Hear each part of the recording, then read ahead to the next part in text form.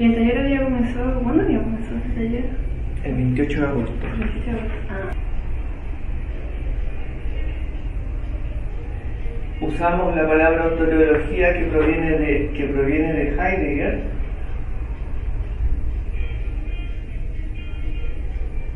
que él la utiliza de una forma peyorativa para decir que toda la historia de la metafísica y de la ontología, la metafísica, ontología, la historia del estudio del ser, del ente y del ser, desde Platón hasta Nietzsche, él se deja fuera obviamente, sería una ontoteología, y lo dice como despectivamente, como diciendo que está como una especie como de contaminada con teología, que es como una filosofía contaminada con teología, por decirlo así. Él lo usa como de esa manera. Pero Una peyorativa. ¿ah? Una forma peyorativa de... Claro, sí. pero en este caso nosotros lo usamos a la inversa, lo usamos como una forma expansiva, no para limitar un periodo histórico, sino para justamente hacer un entrecruce donde podamos sacar elementos de la historia de la revelación y de la historia de la filosofía, de la historia en general, porque la historia en general va con todo junto, Sí. todo va junto. O sea, los pueblos, su cultura, su música, su creencia, su filosofía, todo va junto. Sí. O sea, ¿por qué han diseñado, por ejemplo, por qué los griegos hicieron ese arte? ¿Por qué será su religión? O sea, hay arte, religión, la fiesta, el sistema social, todo va junto. Entonces, intentar separar eso es ficticio. En el fondo, por eso ontología reúne para que tener es como un proceso de desprejuiciamiento, por decirlo así, respecto de desprejuiciarse de que no porque algo venga de procedencia de revelación, de la historia de la revelación, vaya a tener menos valor, cuando en realidad han tenido impacto impresionante y se han retroalimentado constantemente durante miles de años. Si eso de que la filosofía tiene que ser atea es una cosa nueva, inventaron hace un siglo, 2 siglos, comparado con 2500 años de historia de la filosofía, ¿sabes?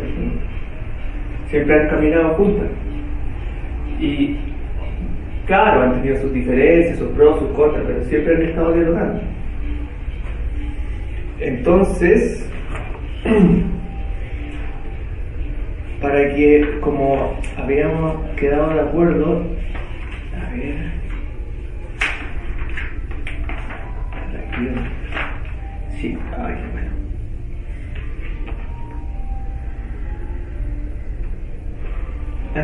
¿Tú has tenido un curso de filosofía? Sí tuve una clase de filosofía el semestre pasado, pero como clase. Sí, leí textos más... Igual yo leí textos de Nietzsche, pero todos eran más modernos. Ya. Simandro... Los presocráticos, los momentos fundamentales. Entonces lo que vamos a hacer es lo que le avisé por el audio, que es pegar una repasada rápida, que eso también te va a servir a ti, y también tiene que ver con lo que consultaste tú en la clase anterior, que fue el tema de los presocráticos. Porque resulta que si nosotros, claro, obviamente siempre pensamos en una línea de tiempo. Cuando pensamos en una línea de tiempo, nos damos cuenta de que no sé si alcanzaste a oír el audio, lo que se llama la plenitud de los tiempos,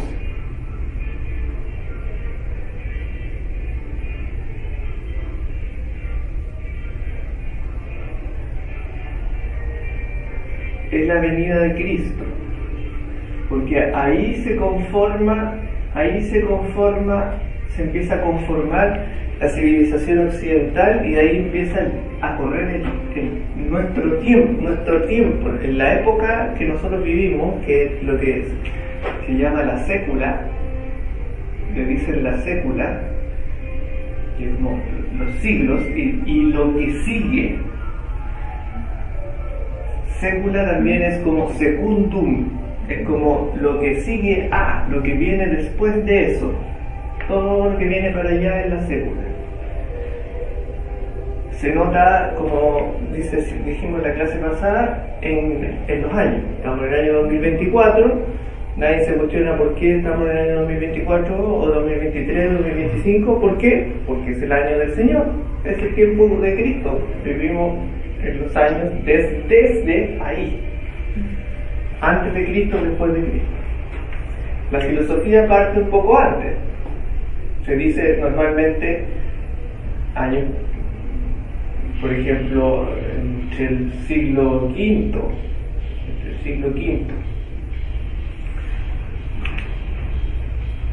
Pero resulta que con los presocráticos, porque están los presocráticos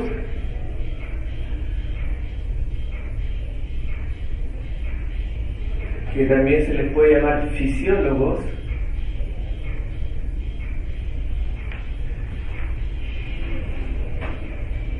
que empezaron con el tema de la reflexión acerca de los elementos de la naturaleza y cuál sería el principio y la causa que habría generado todo el cosmos. Y hay algo muy interesante, que es que habla del tema del logos.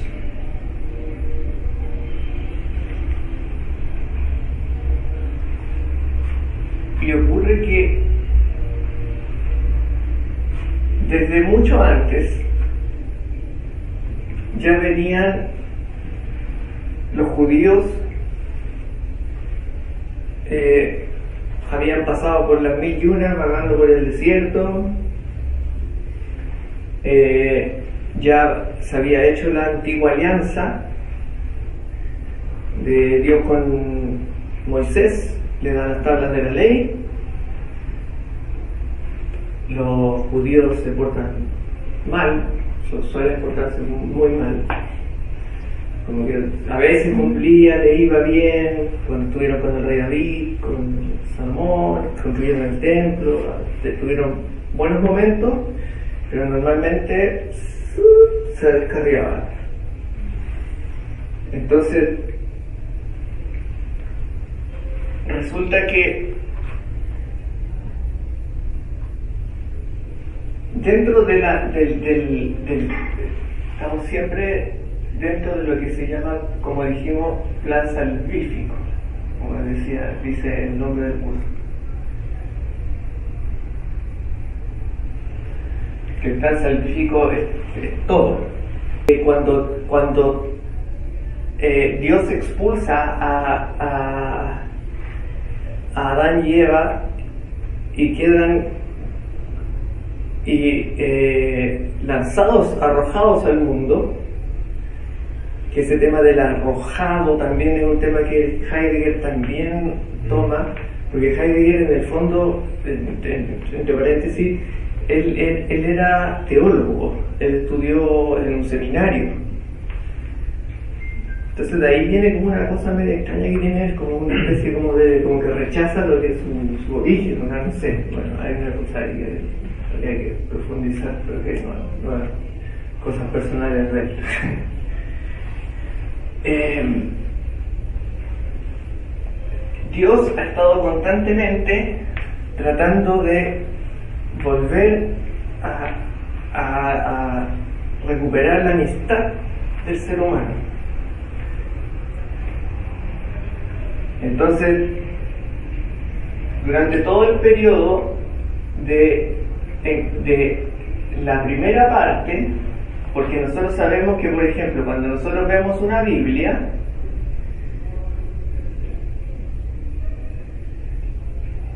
nosotros vemos una Biblia, tenemos una parte que se le suele llamar Antiguo Testamento y Nuevo Testamento, o Antigua Alianza y Nueva Alianza.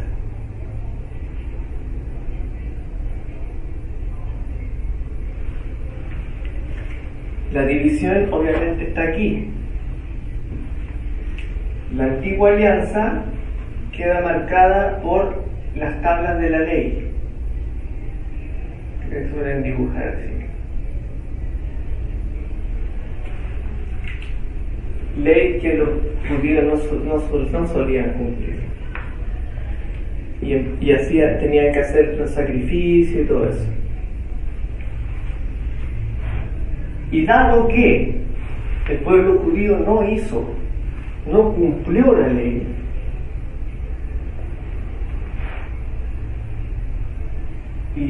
y se empezaron a disgregar, empezó la diáspora, se le olvidó el hebreo, empezó a hablar arameo, griego, otros idiomas, y a agarrar costumbres de otros cultos, se empezaron a mezclar, aparecieron los fariseos tratando de controlarlos. La cosa se estaba desarmando, y eso es lo que se llama la plenitud de los tiempos, como cuando ya está Dios decide mandar a su Hijo. Entonces, el momento anterior, que es el de la ley mosaica, podemos decir, acá está el periodo de la ley mosaica, y después de que vino Cristo, está el periodo de la Iglesia. Entonces, esto es Antigua Alianza, y esto es Nueva Alianza. ¿Y en qué se diferencia? En que esto es ley y esto es gracia.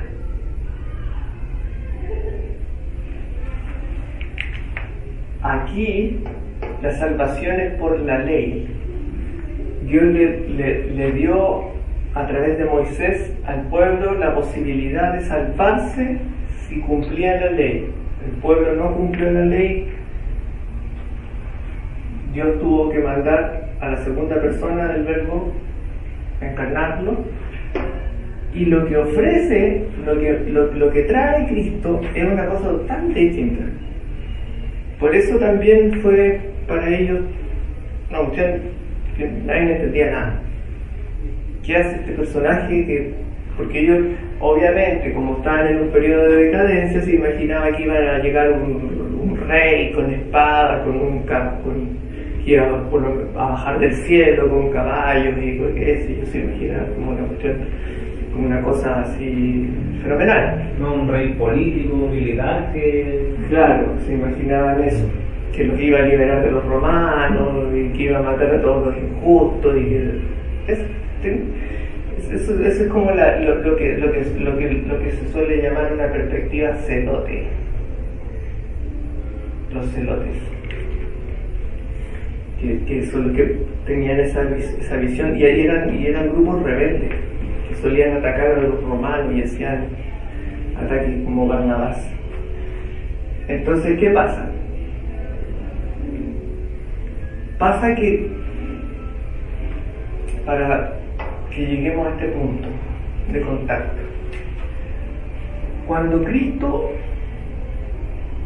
pasa por la cruz, recordemos que solo pocas personas pudieron estar ahí. Están las tres Marías: María Madre, María Magdalena y María prima, creo que es prima de María Madre. Y Cristo, entre las frases que dice, porque hay 7 frases que dice mientras está en el Calvario, y estaba Juan, el discípulo Juan, que era el más jovencito, era un lolito, que le permitieron estar ahí, que era muy cercano a la familia. Nótese también que dentro de esa época se usaba la palabra adelfos, que significa hermanos, parientes, primos, seres queridos.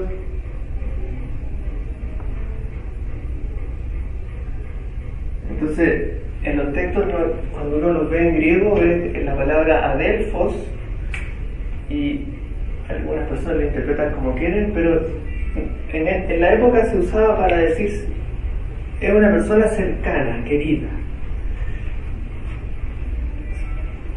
San Juan Evangelista, no San Juan Bautista, era muy joven y era muy querido por la familia, era muy cercano, y él está allí, está a los pies de la cruz. Y Cristo le dice, está Juan y María, Cristo le dice a María, mujer, aquí está tu hijo, y a Juan le dice, Juan, aquí está tu madre, y los enlaza. Entonces, hay un tema también de por qué Cristo le decía mujer. Le decía mujer, no como las malas lenguas dicen porque la tratara despectivamente, no, por un tema de que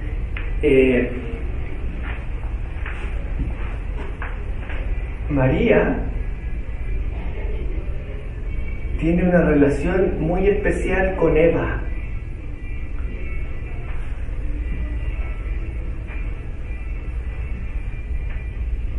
Cuando uno revisa en una buena Biblia o en la Biblia interlineal, se va a dar cuenta que cuando Eva es sacada de la costilla, el nombre que Adán le da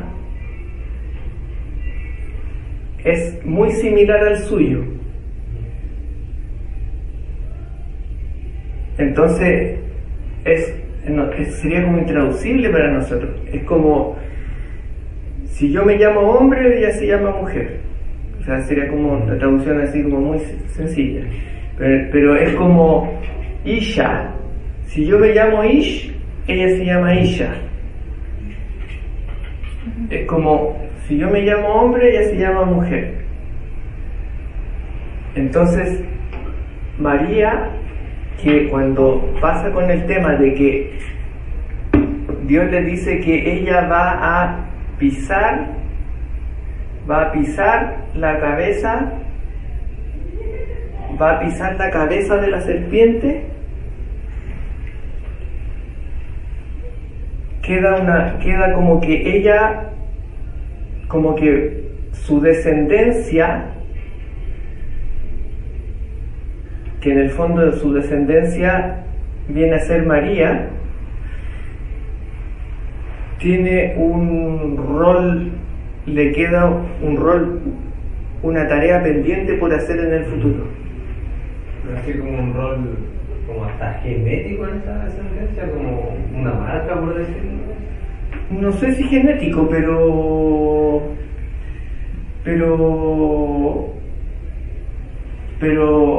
a nivel como decimos de plan salvífico, es como va a llegar un momento en que va a venir una que va a ser como tú, porque tú eras santa, no tenías pecado, no tenías mancha alguna, va a ser como tú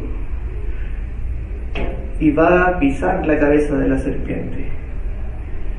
Y eso no es esto de pisar la cabeza de la serpiente no es una cosa que lo haga una sola vez, es como que lo hace cada vez que ella rechaza y el pecado, ella está haciéndolo.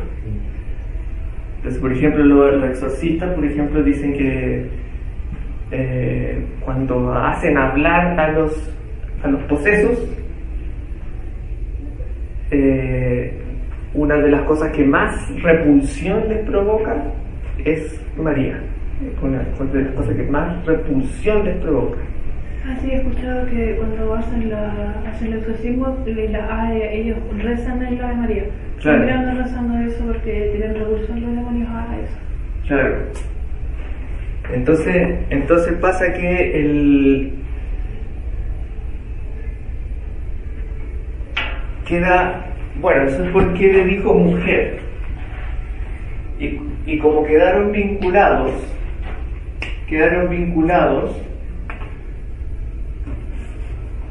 María y Juan se fueron a vivir a Éfeso.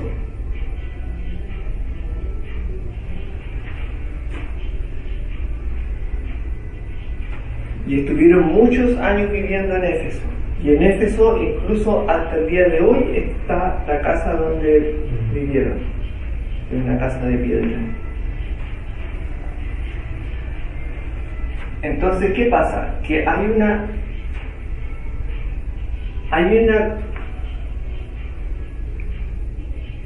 cuando uno va leyendo, por ejemplo,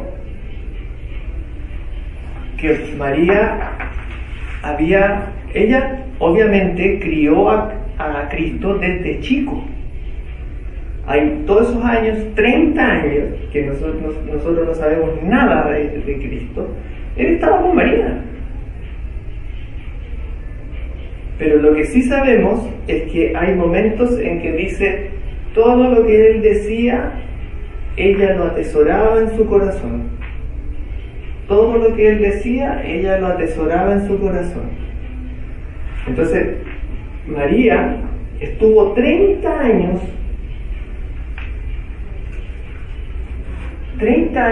cuidando al Verbo. Eso es sorprendente. A la segunda persona de la Santísima Trinidad, María lo estuvo cuidando 30 años. Y cuando estuvieron viviendo en Éfeso,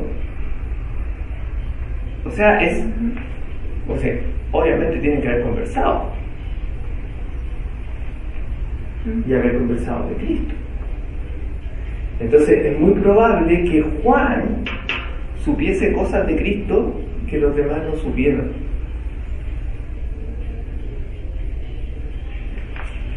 Porque como él vivió con María y María conoció mucho más a Cristo, estuvo con Cristo toda su vida desde que nació hasta el Calvario. O sea, desde que lo trajo el Espíritu Santo hasta el Calvario, estuvo ahí. Y hasta después también, en la resurrección también. Entonces ella en su corazón está como llenita de logos, porque Cristo es el logos.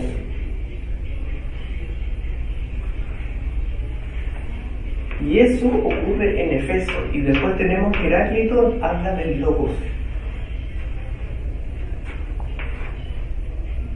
Hay una cosa que ahí que no se ha resuelto. No sé si alguien habrá hecho un estudio de eso o no, pero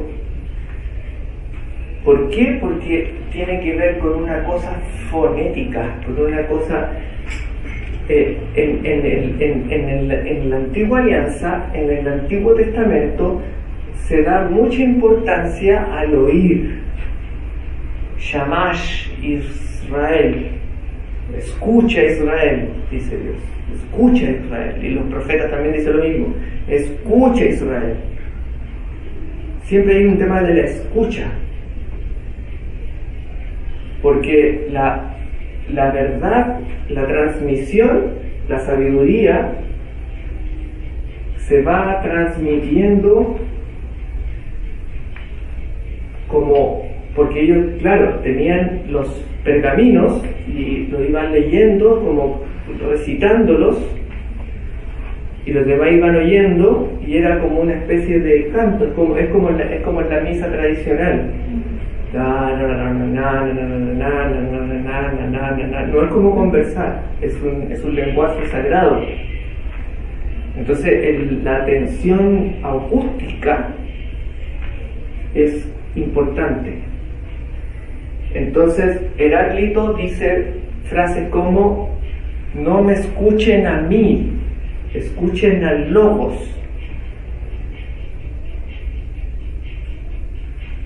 Entonces, cuando uno conecta esas dos variantes, de que en la tradición rabínica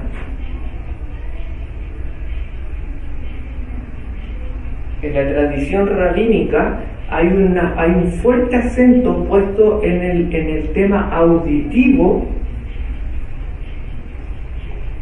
que las cosas tienen que oírse y transmitirse por oído, porque eso es lo que alimenta la fe, no el ver.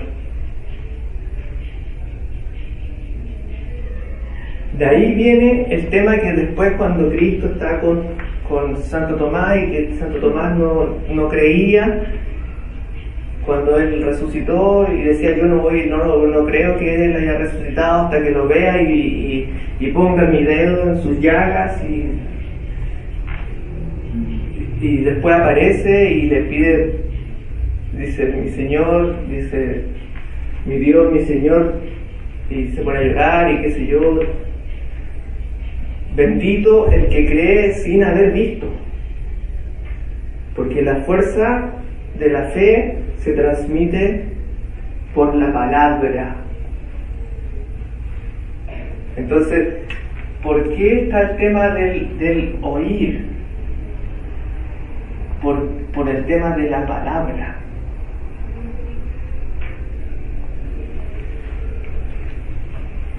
Y Heráclito nos dice: no me escuchen a mí,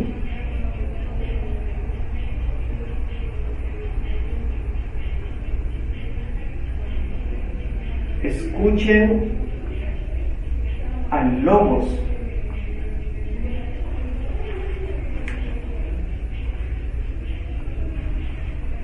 Entonces eso queda como interesantemente atravesado, como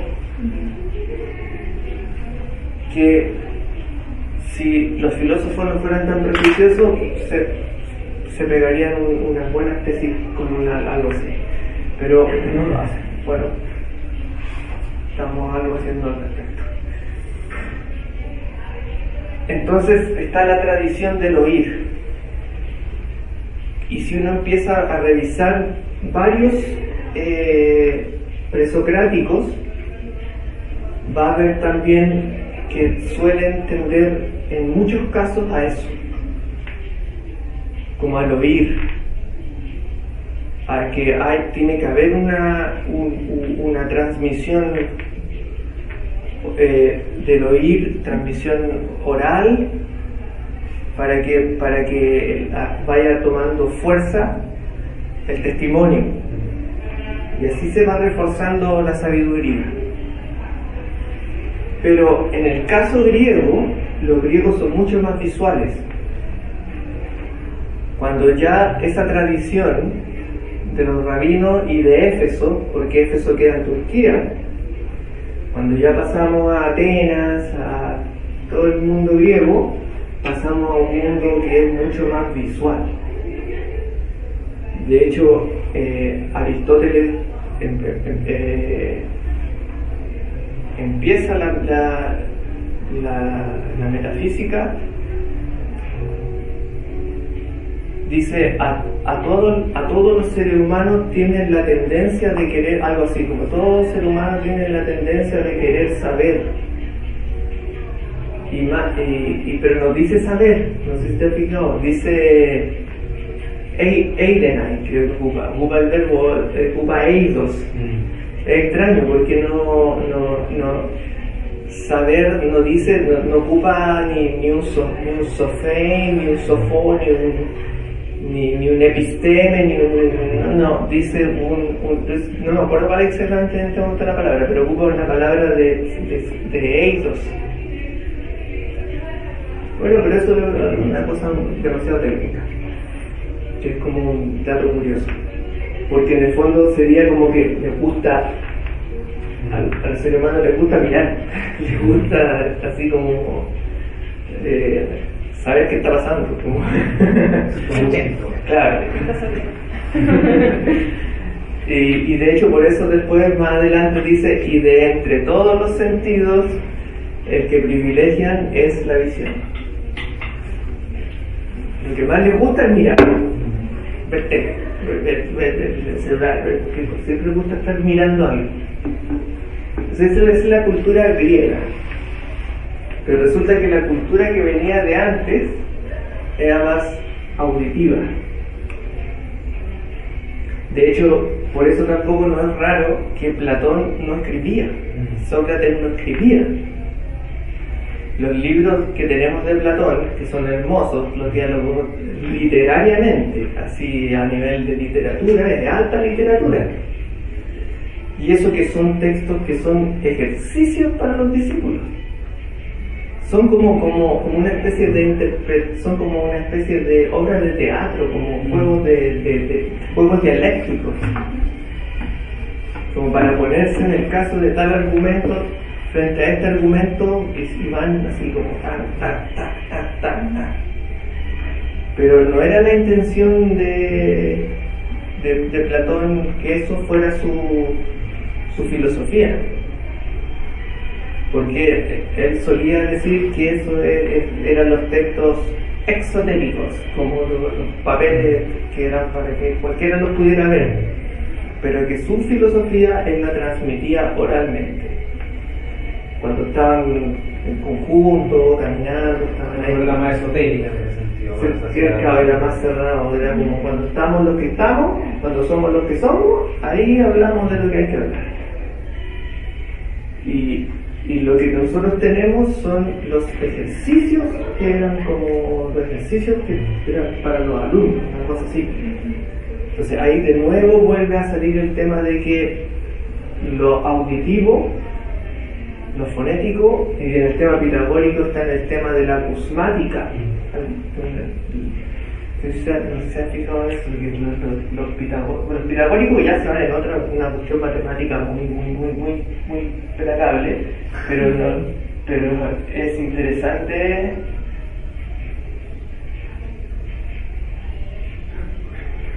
la acusmática. La acusmática es unos ejercicios que hacían de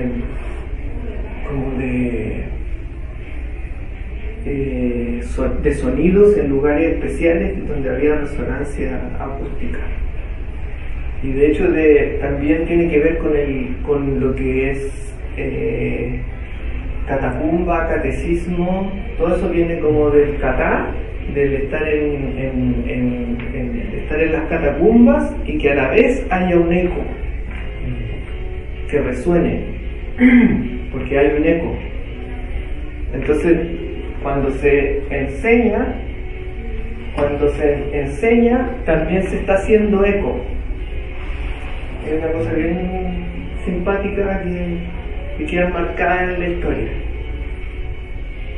Entonces pasa de que esto es muy importante tenerlo a la vista.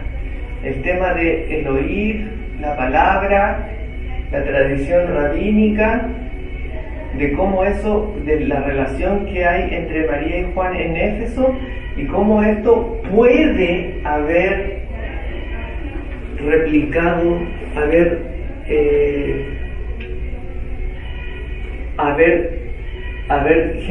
habido un puente acá. Obviamente Heráclito está antes que esto, pero de que en Éfeso haya habido una fuerte relación o una fuerte tradición de que la sabiduría tiene que ver con el oír,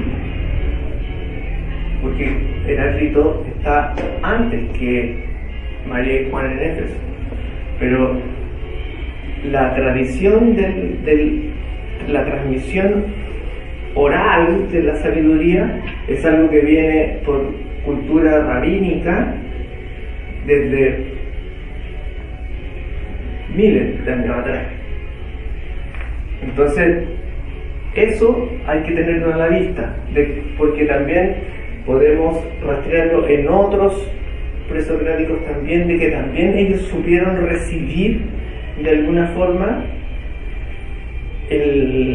dado que estaban también por ese lado oriental, pudieron haber conocido perfectamente el Tanaj,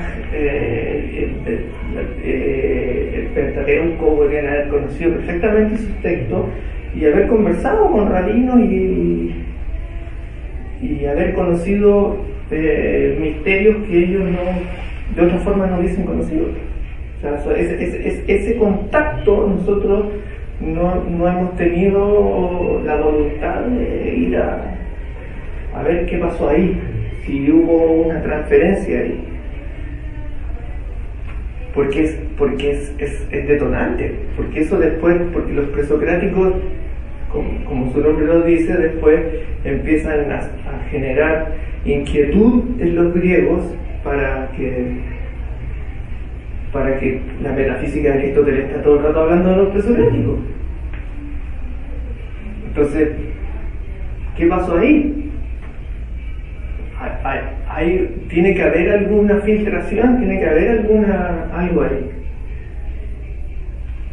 Entonces, eso en cuanto a la parte que tiene que ver con el Logos, Éfeso, María, Juan, y por algo el Evangelio de Juan es distinto. Porque si recordamos, están los 4 evangelistas, ¿saben eso? Que son, ahí existen los textos sinópticos, los evangelios sinópticos. No. Como está el Antiguo Testamento y el Nuevo Testamento, el Antiguo Testamento son todos los libros judíos que se escribieron hasta que llegó Cristo. Los textos que leían en el Sanedrín, en las sinagogas, leían los rabinos. Y el Nuevo Testamento son los evangelios, son las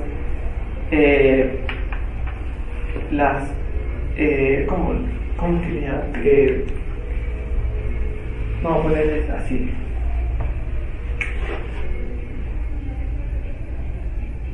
Evangelios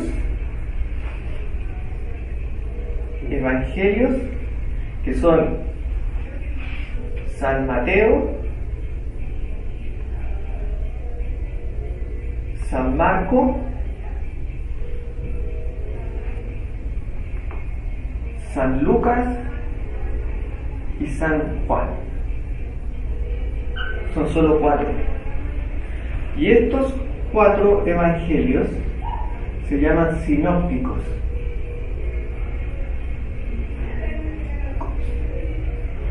Sinópticos. ¿Por qué? Porque al igual que una sinopsis, permiten hacer un sondeo rápido de la vida de Jesús, así como tú. Los 4 se tratan acerca de la vida de Jesús y muchos repiten sucesos. Obviamente cada uno se acuerda cómo se acordó de algunos, porque como pasaron años después que se escribieron, hay variaciones. Por ejemplo, uno dice habían 500 personas, otros dicen habían 1000 personas. No sé, hay variaciones. Pero estos 3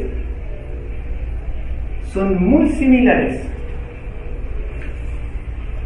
De hecho, creo que a estos 3 les llaman sinópticos. Y el de San Juan es distinto. Y a este le llaman teológico.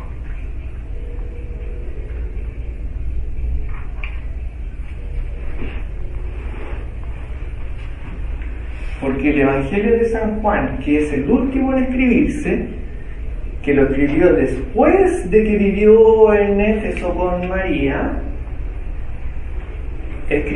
San Juan escribió el Evangelio, después vienen las cartas paulinas,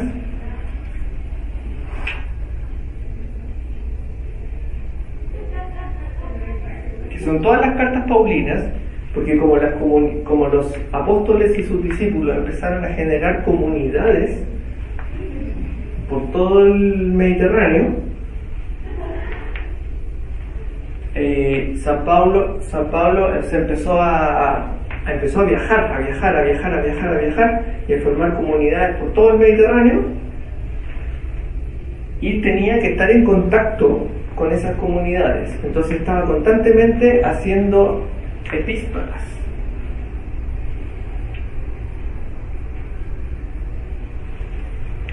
Y ahí viene el gran grueso de todo lo que es el Nuevo Testamento.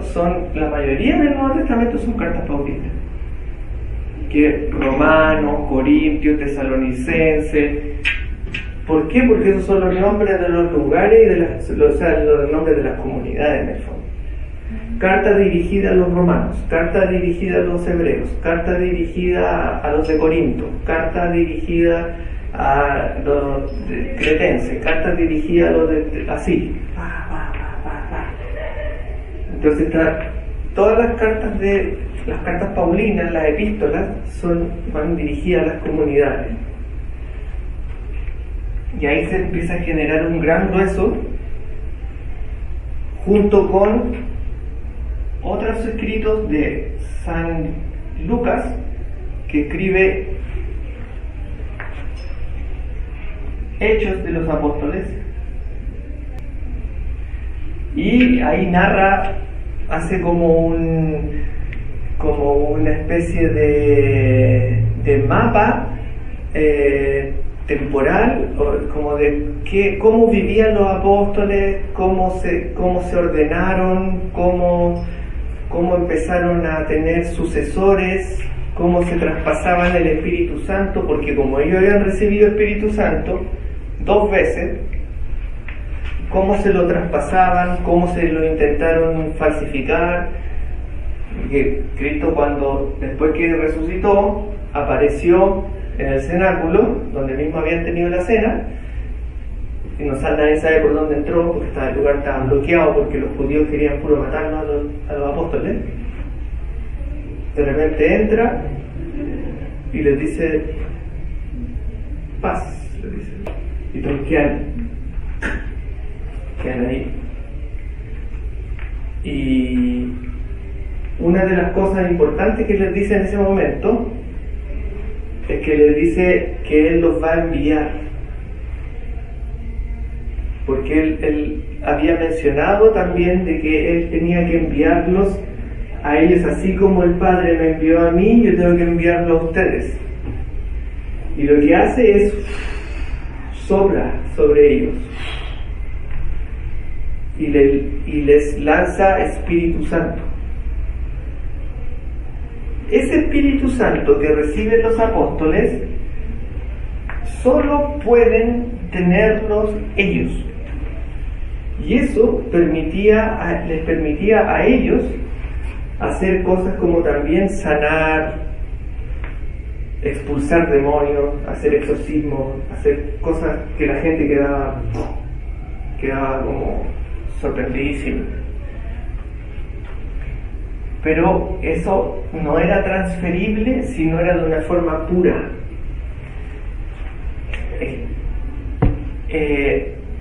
Simón el Mago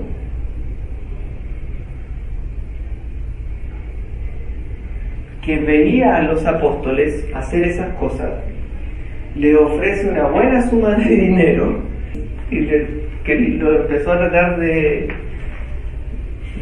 convencer de que le enseñara a que le pasara el Espíritu Santo.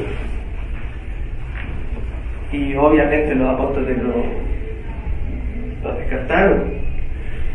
Eso hasta el día de hoy se llama simonimia.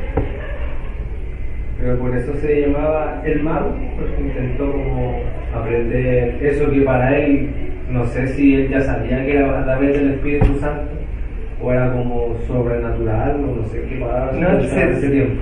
se llaman, le decían el mago porque ya andaba haciendo trucos, ya andaba haciendo cuestiones como cosas medio supersticiosas, así, medio raras.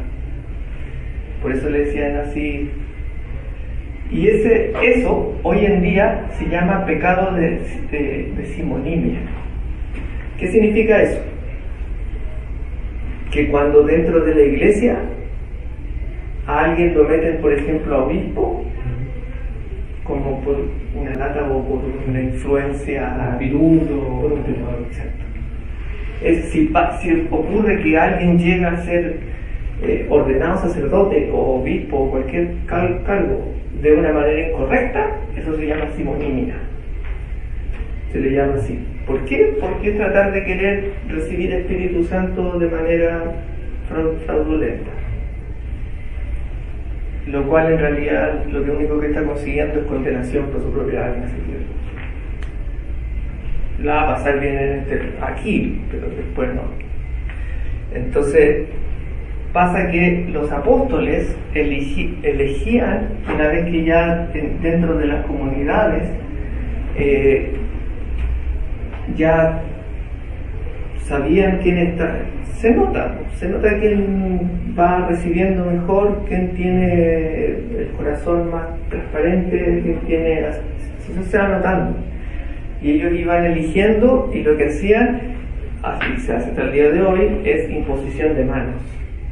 Entonces ellos elegían a alguien y le hacían imposición de manos, y con la imposición de manos le pasaban el Espíritu Santo. ¿Y ese Espíritu Santo de qué servía? Servía para sanar, servía para muchas cosas, y entre una de las cosas más importantes que servía es para lo que se llama el misterio de la fracción del pan.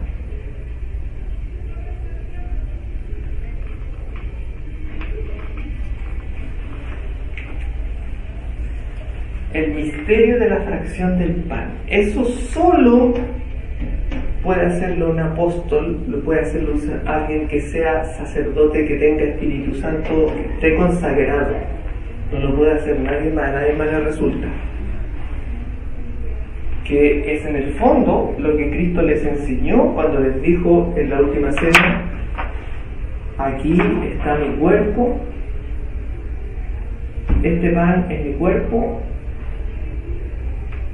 esta copa, este vino es mi sangre, sangre que será derramada por vosotros, sangre de la nueva alianza. Y cuando Él hace eso y mira hacia arriba y todo, lo que les está haciendo es enseñándoles a consagrar. Eso es consagración. O sea, traer a presencia y que las especies dejen de ser especies, dejen de ser pan y vino. Porque Dios no quiere pan y vino, si Dios no necesita pan y vino. ¿Para qué quiere pan y vino? Dios lo que quiere es su Hijo. Entonces, el pan y el vino se vuelven el cuerpo de Cristo.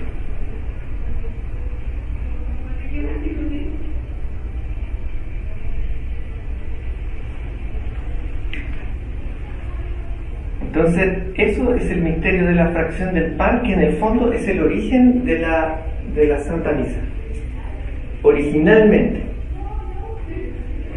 Y lo que están haciendo cuando hacen así, es un sacrificio, porque lo que os va a ocurrir, esto es el día anterior a esto, es justo el día anterior, es aquí, el día anterior. En esta cena, esto ocurrió en el cenáculo. En esta cena, una de las cosas, hubieron unas cosas un poco que denotan de por qué esto es así como es, que es que se supone que era la cena de Pascua, porque los judíos tenían la Pascua judía, donde celebraban su haber pasado por el Mar Rojo y haber sido liberados de Egipto. Y cuando fueron liberados de Egipto, ellos antes de salir de Egipto hicieron una cena que luego fue repetida y Dios les dio la orden de que tenían que repetir todos los años en la misma fecha la cena de Pascua. Y la cena de Pascua implicaba sacrificar un cordero. Y estaban en ese momento cuando Cristo reúne a los apóstoles el día anterior, y resulta que en esa cena no había cordero. Cuando todos los judíos estaban reunidos en sus grupos de amigos, o grupos de familias, o grupos de seres queridos, todos tenían corderos. Pero ahí no había ningún cordero. ¿Por qué no había ningún cordero en esa cena?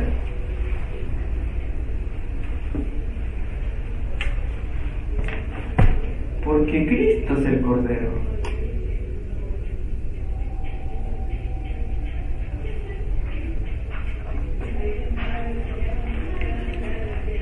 Pero ese tipo de cosas eran difíciles de ser comprendidas en ese momento. Era muy difícil de ser comprendido. Entonces Cristo les está como adelantando en el tiempo que va a ocurrir esto. Les está diciendo, en el fondo le está diciendo, y ya le había dicho otras veces, yo voy a ser elevado, yo voy a ser martirizado. Le explicó muchas veces, de distintas formas.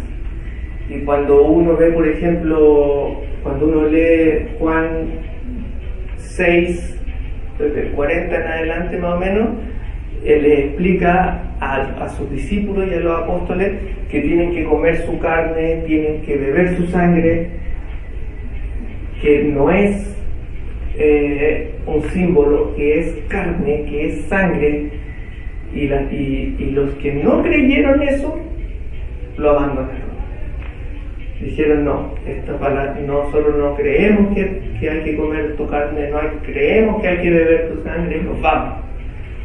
Y eso es el 666 perdón, es de Juan 6, número 66, y se retiraron. ¿Serían como los traidores en ese sentido? En el fondo no quisieron seguir con Cristo porque no aceptaron que Cristo se pudiera comer. Pero literalmente. Literalmente. Porque lo que pasa es que cuando se hace la consagración, el pan y el vino es Cristo. ¿Ya? Y ahí se juega la fe. Quizá ellos se lo tomaron literal. De que había que comérselo a él. Su brazo, así. Claro. De hecho lo decían, algunos decían, no, pero es que eso es antropofagia, como comer. No se puede comer un ser humano. No. Es donde se juega la fe, o sea, como ir hasta el final y descubrir ese misterio. Claro. De hecho, ahí Cristo les dice a sus apóstoles, ¿y ustedes también se van a ir? Le dice, y San Pedro le dice, no, ¿a dónde? Sin entender ni... Por fe nomás le dice, ¿a dónde voy a ir? ¿Dónde vamos a ir? Solo tú tienes palabra de vida. Porque tenía que ocurrir esto todavía y tenía que ocurrir muchas cosas más todavía para que pudiera recién aclararse de qué iba la cosa. Entonces, pasa de que El punto está en la consagración.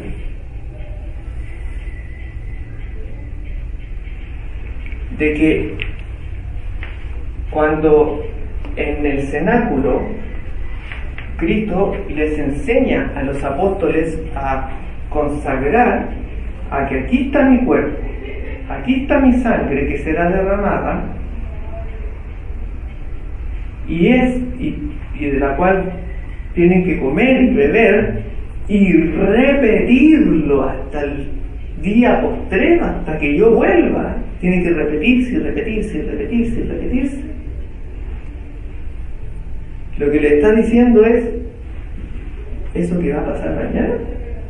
Cuando yo sea el cordero, ustedes van a tener que seguir comiendo el cordero, porque el cordero sacrificial siempre ha sido expiatorio, es decir, que se lleva consigo. Claro, ya desde las costumbres antiguas se ofrecían corderos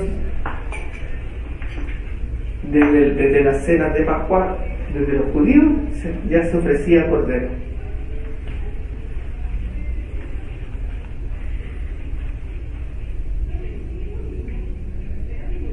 Esto, por ejemplo, punto interesante para leer es, por ejemplo, San Juan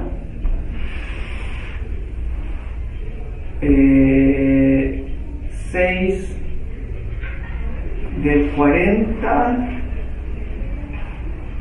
al 70 y San Juan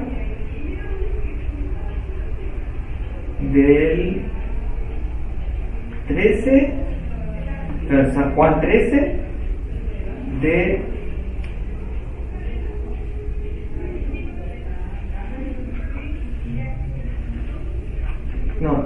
del 13 al 17, del 13 entero al 17.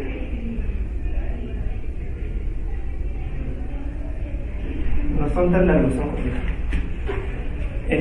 Si se lee este primero y se lee este después, se entiende, esto se entiende, queda clarito.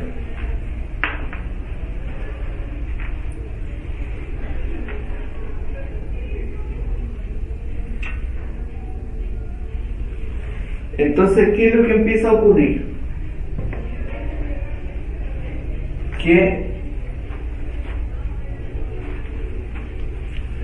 ¿alguien quiere anotar algo más antes de que borre? ¿Está bien? Bueno, ¿quieres tomar alguna captura? Dale.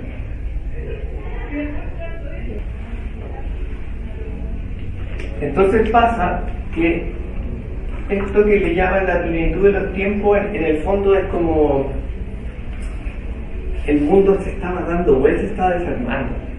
Ya Alejandro Magno había conquistado todo lo que había querido. En ese tiempo existía la Biblioteca de Alejandría, todas las culturas se estaban revolviendo, habían pero infinidades de sectas, así, pero era una cuestión impresionante. Desde ahí vienen los gnósticos, hasta el día de hoy existen los gnósticos, que tomaron elementos de Cristo y como que lo ocupan a su favor. Se empezó a generar un regocijo, pero enorme. Y como se empezaron a formar las comunidades,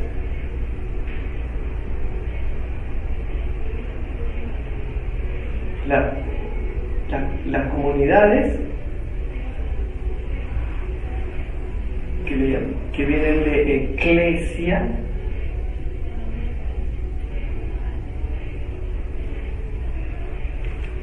se empezaron a formar las comunidades a medida que iban agarrando fuerza, porque también estaba el imperio romano persiguiéndolos y los propios fariseos, porque estaba también Saulo de Tarso, que es futuro San Pablo, que era un fariseo especialista, capturador de cristianos, que lo pasaba por el cuchillo, hasta que camino a Damasco le llega una luz, se encandila, se cae del caballo y pasa una cosa muy interesante, que es que se le aparece Cristo y le dice: ¿por qué me persigues? Entonces el juego de esa frase es que si Cristo ya volvió al seno del Padre, ¿por qué dice me persigues? Si Él no está persiguiendo a Cristo, está persiguiendo a los cristianos.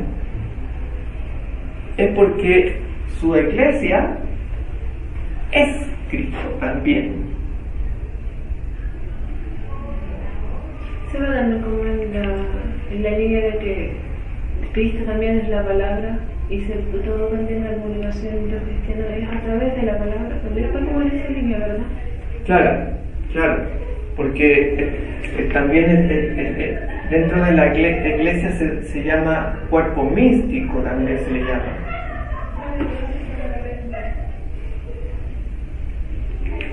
Que es cuando todos están reunidos, porque al poder comer el pan, están todos siendo uno con Cristo, Cristo uno con uno, y están todos siendo una comunidad, y ese es lo que suele llamar cuerpo místico. Entonces la iglesia, que son las comunidades, también es Cristo, pero es en el fondo es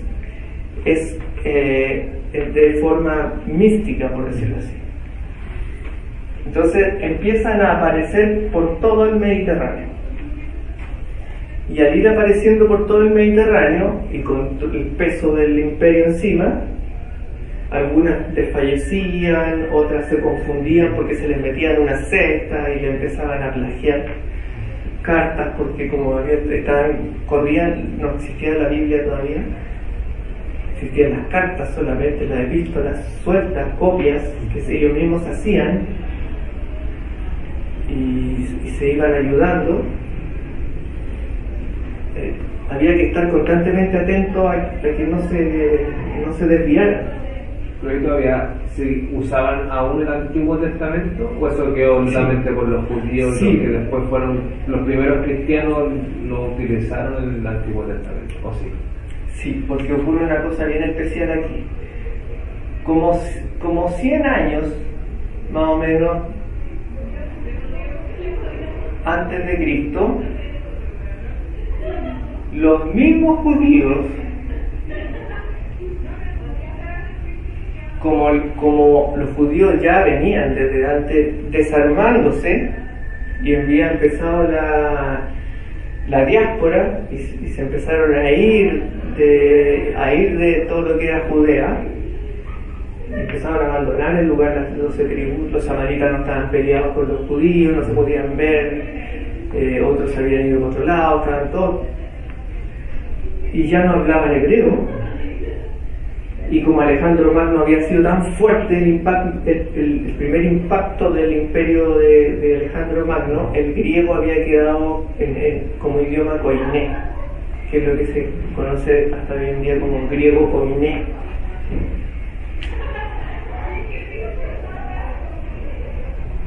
Que es como un griego como más sintético, como un griego, no como leer la Ilíada. La Ilíada está llena de acentos, aoristos y como tiempos verbales como súper rebuscados. No, leer el griego koiné es como leer así más suavecito, un griego más vulgar, ¿no? Sí, más común. Pero para ellos en ese tiempo era decente, comparado con el arameo, que eso sí que era ya como lengua de la calle. El griego, de hecho los documentos, los judíos, los documentos lo hacían en griego koiné. Entonces la primera traducción que se hizo del Antiguo Testamento fue al griego. Perdón, sí, eso le ocurre. Los judíos, para que las comunidades que estaban repartidas no se les cambiaran de religión, con el dolor del alma dijeron así como que no, porque las escrituras son sagradas, entonces traducirlas no es llegar y traducirlas. Entonces uno empezaron a decir, pero si ellos hablan griego y no entienden esto, y por eso están haciendo esos cultos que hacen los paganos, mandémosle cartas de nuestros textos en griego. No se te ocurre. Hasta que se convencieron. Juntaron 70 rabinos, especialistas, estudiosos, sabios, así, de toda la vida, expertos. Ya, ustedes tienen la misión de traducir todos nuestros libros, la Tanaj, el Pentateuco, todo lo que tenía, todos sus rollos, todos sus pergaminos, tradúzcanlos al griego. Tienen de plazo, no sé, 1 año, 2 años, no sé cuánto habrá sido, 3 años.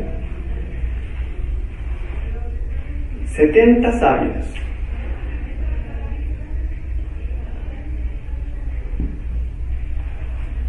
Y los mandaron a traducir. Y se fueron como a pueblos así recónditos, sin contacto, y tenían que estar como en una mazmorra así, encerrados, que nadie hablara con ellos.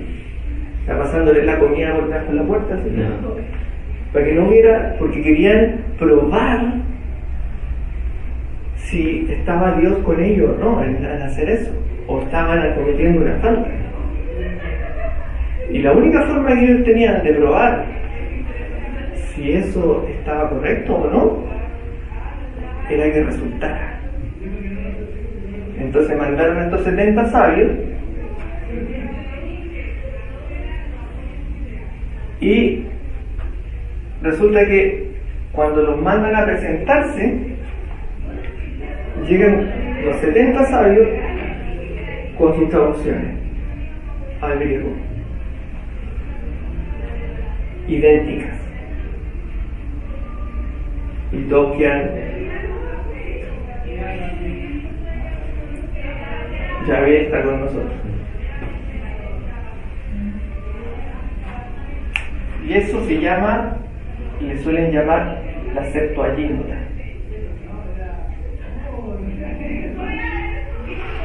¿A esa traducción? ¿O al suceso? A este libro.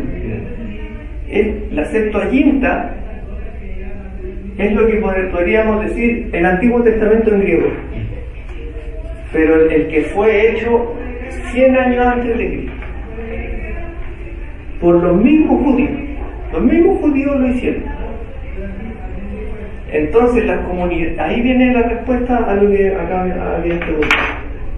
¿Qué usaban, además de esas cartas que fluían, que eran las cartas de San Pablo, de todo, ocupaban esto? ¿Por qué?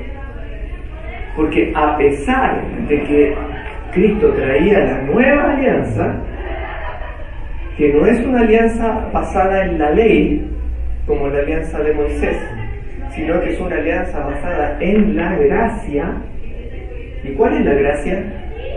La gracia es la fe de entrar en su camino, porque Cristo, en este momento, Cristo abre las puertas del cielo. Las puertas del cielo habían permanecido cerradas y Él abre las puertas del cielo. De hecho, cuando conoce a Felipe, creo que dice que Felipe queda sorprendido porque él lo reconoce.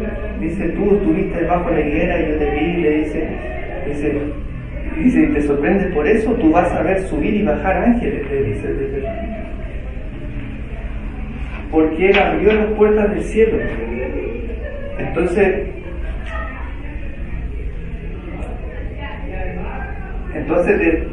desde ese momento las comunidades tienen la posibilidad de poder tener las cartas, de poder tener, se empiezan a definir los roles, empiezan a aparecer presbíteros, empiezan a aparecer diáconos para distintas labores, Y el hecho de que usar, esto es lo que quería decir. ¿Por qué usaba la Septuaginta? Porque, como le decía, a pesar de que el Evangelio, o sea, la nueva alianza es una alianza distinta a la alianza de Moisés, lo que ocurre es que en el Antiguo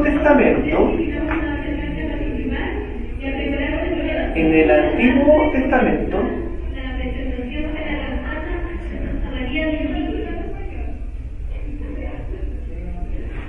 está lleno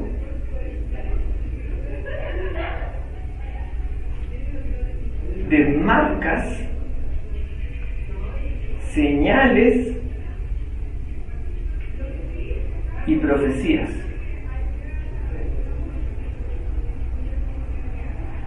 De Cristo. Entonces había que recuperarlo, porque cuando Cristo en el cenáculo, cuando les enseñó a consagrar también, en el momento de la despedida, que es lo que se lee en Juan, en el libro de Juan, en el 13, 14, 15, cuando es esa parte que es como el resumen de todo, porque es como que cuando él se está despidiendo de ellos, le empieza a decir, de hecho los mismos discípulos creo que lo dicen, ahora nos estás diciendo las cosas como son, ahora nos estás contando, no estás diciendo, esto no son parábolas, esto es... Ya no es misterio. No estás diciendo las cosas tal cual.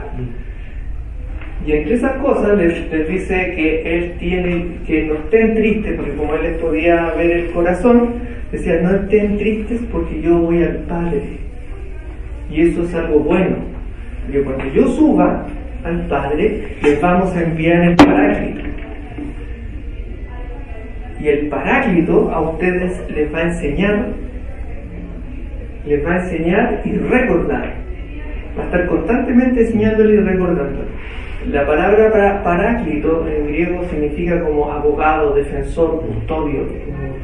Es como que van a tener alguien que va a estar preocupado por ustedes, por enseñarles y cuidarlos, y cuidar la palabra. Porque Cristo repite muchas veces, dice el que me ama,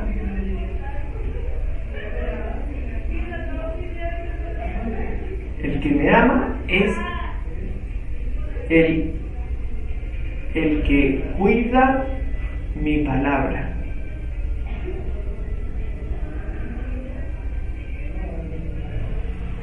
O sea, puede ser la persona más buena, ayudar a tu vecino, ayudar a todo eso. Entonces, no, el que cuida la palabra. Pero ¿qué significa eso?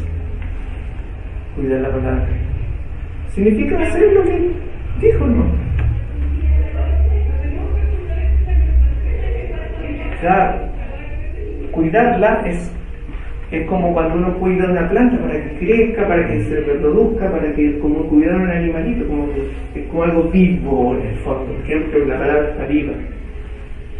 Entonces, Él les va a mandar el Paráclito para que ellos puedan adquirir.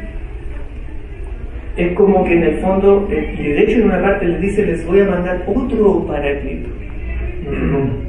¿Otro? O sea, ¿Cristo también es un Paráclito?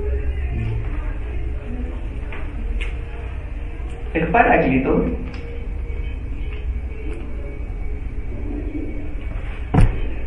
es el Espíritu Santo.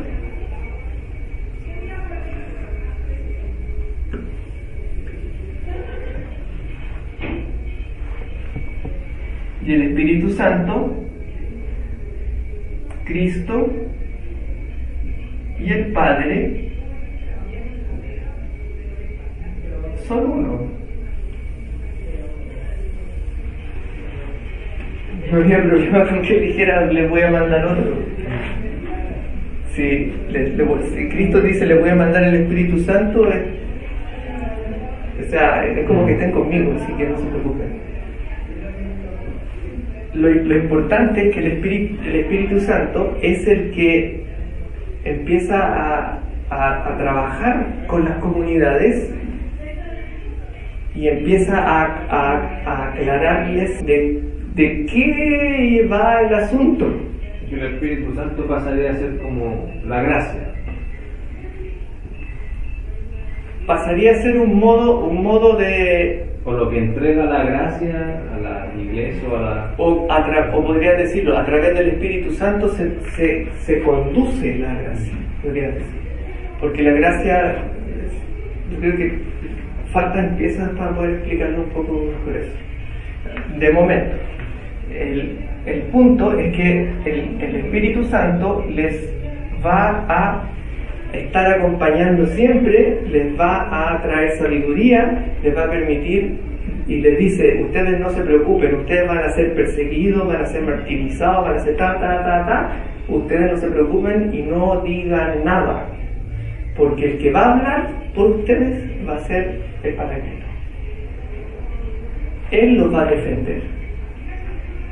Entonces, cuando alguien lo enfrentaban por su fe, ¡fua!, se pega un discurso así, pero que al final terminaron convirtiendo al Imperio entero, así que hay potencia de que han tenido esos discursos.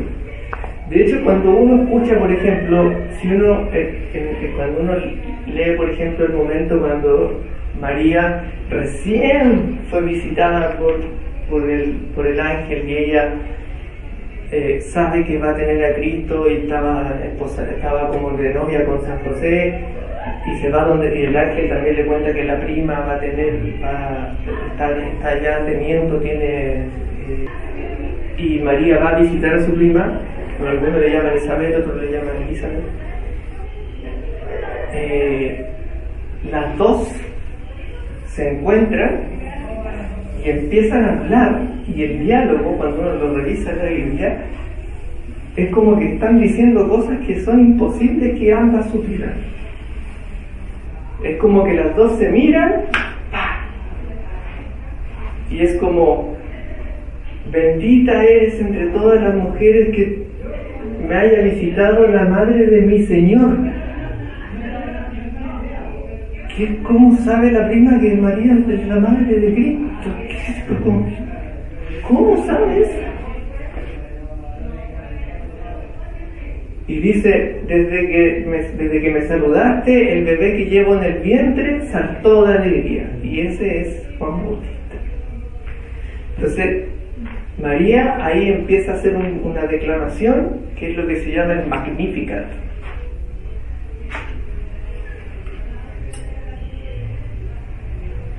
Hay unos coros preciosos del Magnificat, que es lo que dijo María en ese momento, que Dios se había fijado en ella que era su sierva más humilde, y había hecho grandes cosas en ella, y las futuras generaciones la llamarían dichosa, y le empieza a decir, y Dios hará justicia y traerá y empieza a decir un montón de cosas. En el fondo lo que ocurrió es que las dos en el fondo no hablaron ellas, habló el Espíritu Santo a través de ellas.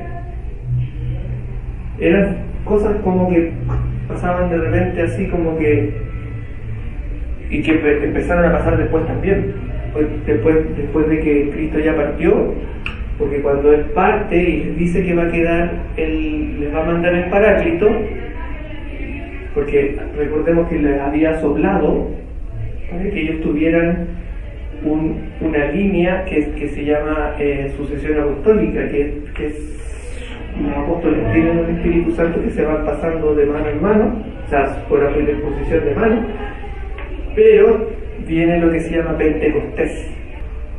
Yo me perdono la palabra, pero llega con todo así, como que llega. No es tan discreto, no es discreto para nada. De hecho, la gente afuera en la calle está así como, ¿qué está pasando? El cielo así, inunda la habitación y de ahí los apóstoles salen a la calle y salen así como comunicándose con todas las personas, con griegos, con romanos, con de cualquier nacionalidad, así, cualquier lugar, y empezaban a hablar y las personas se queda apuntado que en los días consecutivos a ese fenómeno se convirtieron alrededor de 3.000 personas por ese fenómeno, porque las personas escucharon la voz de Dios, escucharon cómo descendió el Espíritu, cosas que son así impresionantes. Y ese es el descenso del Paráclito en Pentecostés. Y ahí se puede decir que es cuando la iglesia empieza a funcionar, a trabajar como ya con todo. Porque si bien ya se había armado, no estaba al 100%. Pentecostés alude a ese suceso o a la acción del Espíritu Santo de como ir con ya sin tapu. ¿El suceso o la acción? A la recepción del Espíritu Santo. Pero en ese suceso, a partir de ese suceso. Sí. Por todos los que estaban reunidos ahí mismo. Por todos los que estaban reunidos ahí mismo. Entonces, el Espíritu Santo de ahí en adelante queda con las comunidades cristianas, queda trabajando con ellos. Y eso es algo que a la gente se le olvida hasta el día de hoy, y por eso se desalinea, porque el Paráclito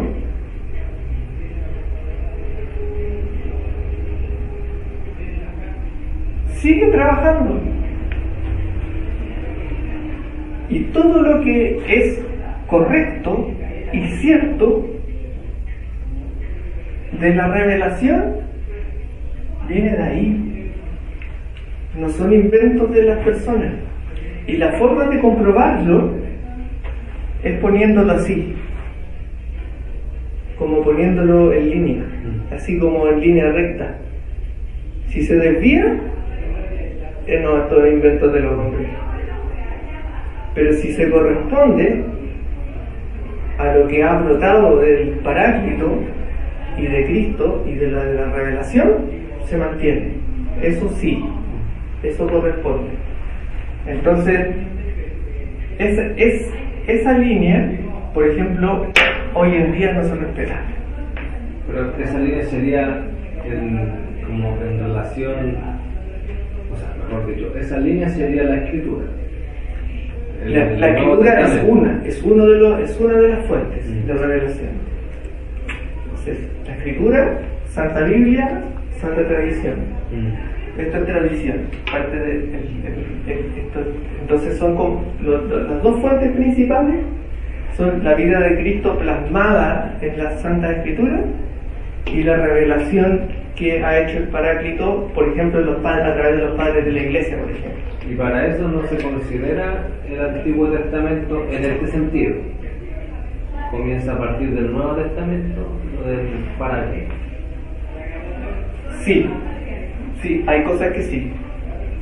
Hay cosas que sí, porque hay que tener cuidado al leer el Antiguo Testamento.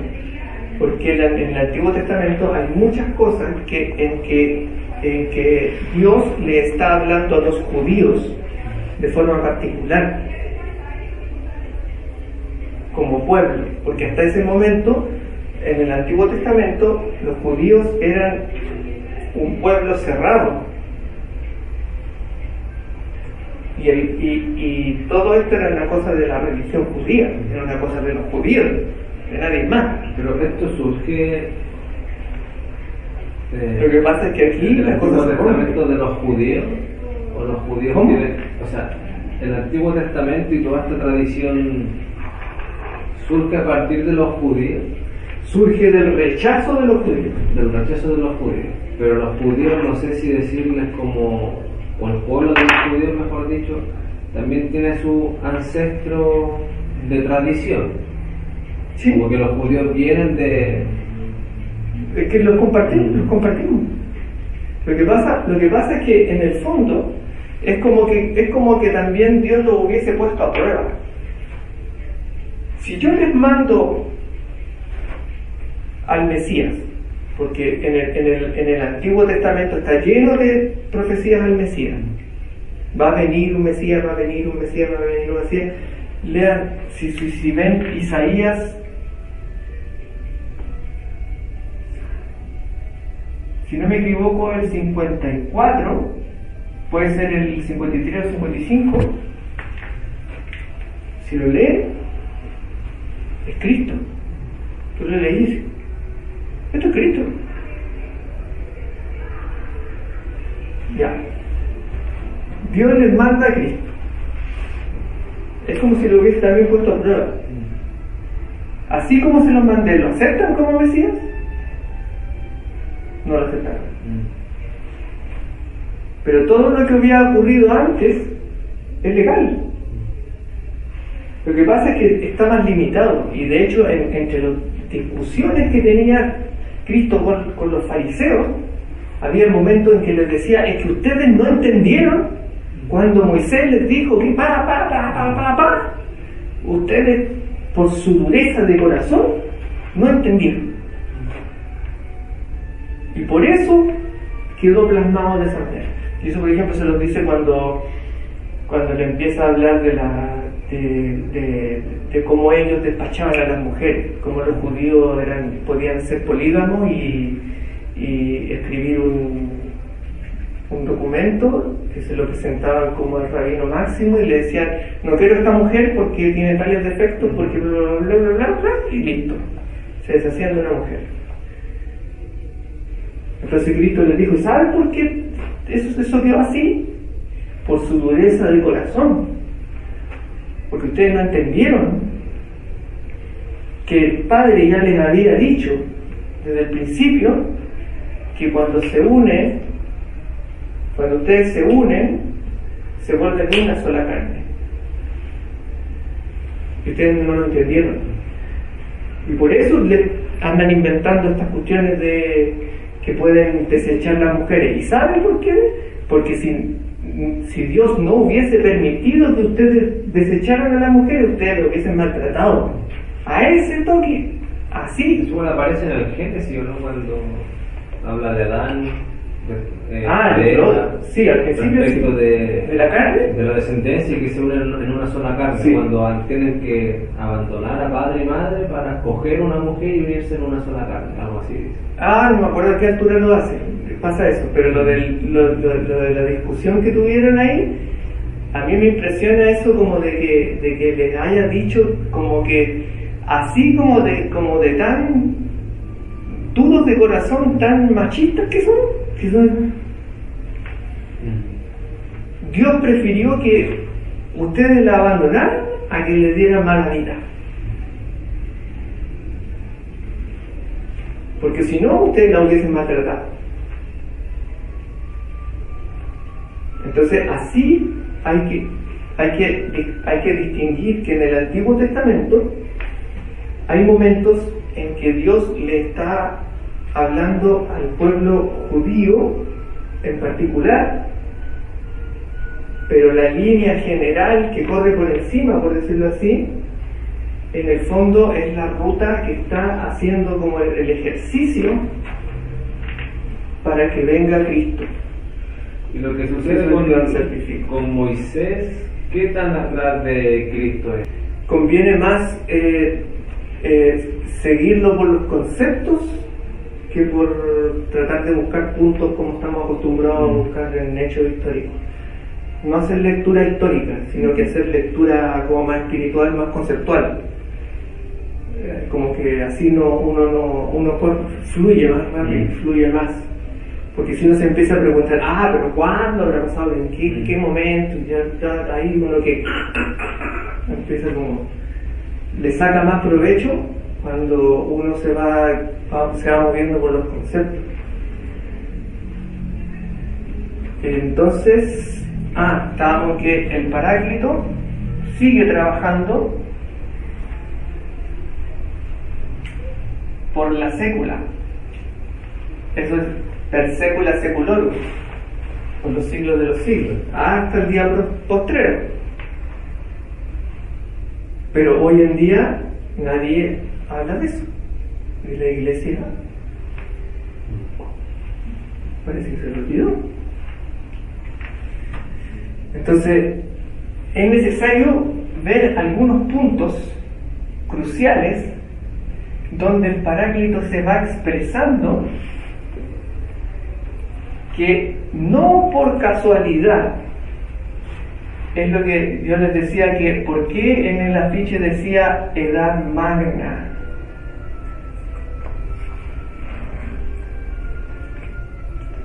En vez de Edad Media.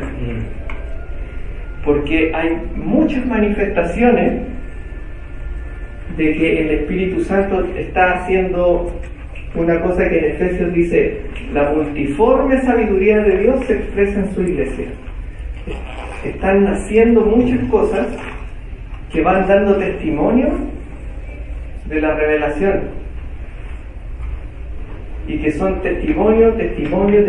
Por ejemplo, en la música polifónica, un montón, el arte, hay muchas cosas preciosas. La arquitectura igual. La arquitectura, hay muchas cosas naciendo.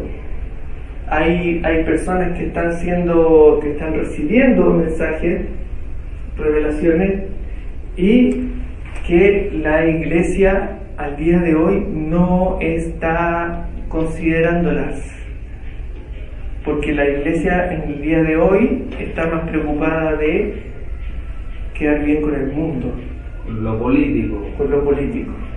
Está haciendo como un lobby político, porque si las cosas que hacen ahora las proyectaran así, en esa línea, y las miraran hacia atrás, dirían: tan más chuecos, que es bastante torcido.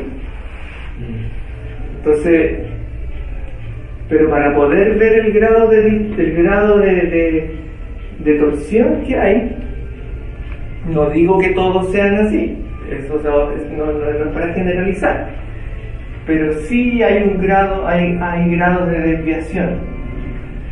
Por ejemplo, no sé, hay personas que han sacado libros que dicen que sacerdotes que han sacado libros que dicen que va a venir el Espíritu Santo y va a armar un paraíso en la tierra, y que para eso todos tienen que reunirse en unos puntos que él va a decir, y que tal les va a empiezan a armar como una secta, empiezan a armar sectas, cosas que son chamullos. Y en ese caso, lo que habéis mandado tú de teosofía también pasaría a ser una secta. Sí. Lo que pasa es que cuando empieza a entrar por eso es necesario ir revisando esos puntitos, porque cuando empieza a entrar la ilustración y la luz de la razón, supuestamente, y se inventa el concepto de Edad Media para poder tapar y decir que no, todo eso es oscuridad, todo eso, la religión es superstición, y no, ahora nos vamos a guiar por la luz de la razón. Ahí empiezan a generarse grupos que tienen un origen, me da pudor decirlo tan temprano, pero que en el fondo están apuntando hacia la desmantelación del cristianismo en general y de la cultura occidental. Es como una demolición desde abajo. Han habido grupos que han intentado sacar a las personas del cristianismo. Han habido grupos que han tratado de mezclar el cristianismo con otras cosas, como los gnósticos, que la teosofía también tiene harto de gnosticismo. Está el tema del New Age, está el tema de... hay varios grupos. Entonces podemos tomar algunos y analizarlos. Y qué puntos tomaron, qué puntos no tomaron. por ejemplo, la misma masonería, la mayoría de sus símbolos son símbolos cristianos, que ellos los dan vuelta. Y con la alquimia tradicionalmente vendría pasando algo parecido, de tomar símbolos de quizás de la escritura o de la tradición cristiana para utilizarlos con su tradición que es ajena. Sí. La alquimia llegó cuando cayó Constantinopla y entró el mundo oriental, el mundo árabe, persa, el mundo de los turcos y todo eso inundó Europa. Ahí llegaron muchos cultos que eran así como exóticos, supersticiosos, etc. Y para pasar más piola, lo empezaron a hacer todo este tipo de estética Simbológica. Claro, como una simbólica que se pareciera más al cristianismo, y que si alguien viera un libro así diría, ahí está Cristo, ahí está la Virgen, o ahí está el Espíritu Santo, o ahí está... Lo que sí hay que tener claro es que que la masonería siempre está tratando de formarse un pasado que no tiene. Una tradición que no tiene. Bueno, políticamente quizá hoy en día y hace un siglo quizás no tiene. De hecho, ellos se declaran descendientes de los constructores del templo de Salomón. O sea, y toda esta parafernalia con las catedrales góticas en Europa medieval y ellos se la adjudican. Eso es falso. Lo que pasa es que como ellos después reciclaron los símbolos y después dicen, mira, que ahí está mi símbolo. No, pues ese símbolo lo tomaste tú después, pero no sabes pillo. Este símbolo es más antiguo. Claro, es más antiguo que tú. Pues ellos se dicen descendientes de los creadores del templo de Salomón, o sea, ¿a dónde? O sea, miles de años antes de Cristo, en realidad. Imposible. Naciente será del casi finales del 1700. Claro, o sea, más allá que eso, no. Se tiene que ver con el tema del rollo de la razón, porque en el fondo ellos son una religión luciferina. Luciferina en el sentido que son un culto a la luz de la razón y a Lucifer, e interpretan a Lucifer como el que trajo la razón, como Prometeo, le roba claro, y que le dio al hombre la posibilidad de poder llegar a ser Dios, como Dios.